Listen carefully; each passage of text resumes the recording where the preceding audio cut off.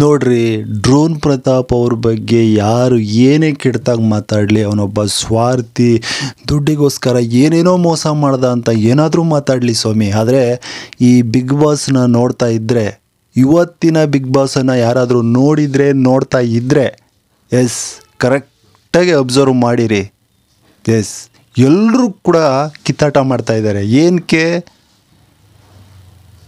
ಆ ಒಂದು ಸಾಮಾನುಗಳು, ಅಂದರೆ ಮನೆಗೆ ಬೇಕಾಗಿರ್ತಕ್ಕಂಥ ದಿನಸಿ ಸಾಮಾನುಗಳಿಗೆ ತಮ್ಮ ಹತ್ರ ಇರ್ತಕ್ಕಂಥ ಪಾಯಿಂಟ್ಸು, ಅಂದರೆ ಅದೇ ದುಡ್ಡನ್ನು ಕೊಡೋಕ್ಕೆ ಎಲ್ಲರೂ ಹಿಂದೆ ಮುಂದೆ ನೋಡ್ತಾ ಇದ್ದಾರೆ. ಎಲ್ಲರೂ ಜಗಳವನ್ನು ಮಾಡ್ತಾ ಇದ್ದಾರೆ. ಯಾಕೆಂದರೆ ನಾನು ಕ್ಯಾಪ್ಟನ್ ಆಗದೆ ಹೋಗ್ಬಿಡ್ತೀನಿ, ನನ್ನ ಹತ್ರ ಪಾಯಿಂಟ್ಸ್ ಅಥವಾ ದುಡ್ಡು ಇಲ್ಲದೆ ಹೋದರೆ ನಾನು ಕ್ಯಾಪ್ಟನ್ ಆಗದೆ ಹೋಗ್ಬಿಡ್ತೀನಿ ಅಂತ ಎಲ್ಲರೂ ಕೂಡ ಗುದ್ದಾಡ್ತಾ ಇದ್ದಾರೆ.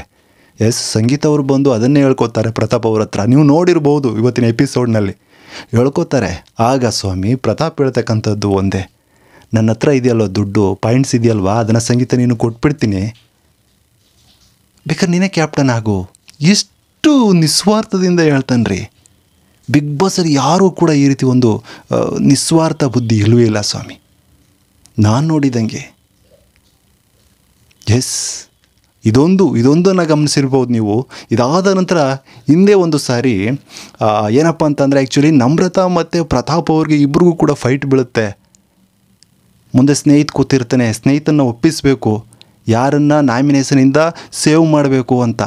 ಆ ಟೈಮಲ್ಲಿ ಪ್ರತಾಪ್ ನಿಸ್ವಾರ್ಥ ಬುದ್ಧಿಯನ್ನು ತೋರಿರ್ತಾನೆ. ನೀವು ನೋಡಿರ್ತೀರಾ, ನಮ್ರತಾ ಅವ್ರನ್ನೇ ಸೇವ್ ಮಾಡಿಬಿಡಿ, ಪರವಾಗಿಲ್ಲ,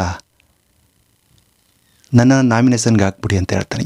ನಿಸ್ವಾರ್ಥ ಬುದ್ಧಿ ಅಂದರೆ ಇವೆರಡು ಪಾಯಿಂಟಲ್ಲಿ ನಾನು ಗುರುತಿಡಿದೆ ಸ್ವಾಮಿ. ಇಡೀ ಕರ್ನಾಟಕನೇ ನೋಡ್ತಾ ಇದೆ ಅವನನ್ನು. ಅವನೇನೇನೋ ತಪ್ಪುಗಳು ಮಾಡಿಬಿಟ್ಟ ಹಾಗೆ ಹೀಗೆ ಅಂತಿರಲ್ಲ ಸ್ವಾಮಿ, ಅಂತರಾಳದಲ್ಲಿ ಇದೆಯಲ್ವಾ ಆ ನಿಸ್ವಾರ್ಥ ಬುದ್ಧಿ. ಒಳಗಡೆ ಬಿಗ್ ಬಾಸಲ್ಲಿ ಇರ್ತಕ್ಕಂಥ ಒಬ್ಬರಲ್ಲೂ ಕೂಡ ಕಂಡಿಲ್ಲ ಇದುವರೆಗೂ. 75ನೇ ದಿನ ಬಿಗ್ ಬಾಸು. ಇವಾಗ ಏನು ಹೇಳ್ತೀರಿ? ಪ್ರತಾಪ್ನಲ್ಲಿ ಇರ್ತಕ್ಕಂಥ ಒಳ ಮನಸ್ಸಿದೆಯಲ್ವಾ, ಅದ್ರ ಬಗ್ಗೆ ಏನಂತೀರ ಸ್ವಾಮಿ? ಹಾಂ?